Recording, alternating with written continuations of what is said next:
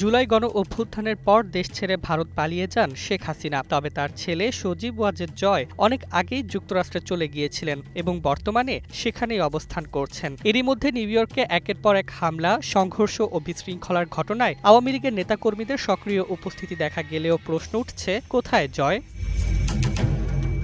সম্প্রতি অন্তর্বর্তী সরকারের উপদেষ্টা মাহফুজ আলম যুক্তরাষ্ট্র ও যুক্তরাজ্যে একাধিকবার আওয়ামী কর্মীদের হামলার শিকার হয়েছেন। নিউ ইয়র্ক কনসুলেট অফিসেও হামলার ঘটনা ঘটেছে। অন্যদিকে জাতিসংঘের ৮০তম সাধারণ অধিবেশনে যোগ দিতে আসা প্রধান উপদেষ্টা ড মোহাম্মদ ইউনূসকে ঘিরে বিএনপি, জামায়াত ও এনসিপির কর্মীরা গণজমায়েত করলেও আওয়ামী লীগ সমর্থকরা পাল্টা প্রতিরোধের নামে লন্ডন ও নিউ ইয়র্কের রাস্তায় বারবার সংঘর্ষে জড়িয়েছে।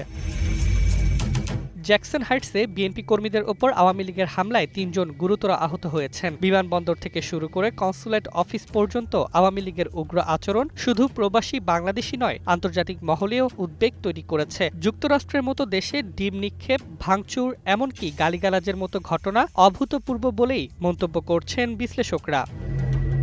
এসব ঘটনার নেপথ্যে সজীব ওয়াজেদ জয়ের ইন্ধন ও অর্থায়নের অভিযোগ তুলেছেন বিএনপি নেতারা। তাদের দাবি, জয় গোপন বৈঠকে আওয়ামী লীগের প্রতিরোধ পরিকল্পনার নকশা তৈরি করেছেন। তবে বিস্ময়ের বিষয়, নিউ ইয়র্কে অবস্থান করলেও তিনি প্রকাশ্যে আসছেন না কিংবা সরাসরি নেতাকর্মীদের পাশে দাঁড়াচ্ছেন না।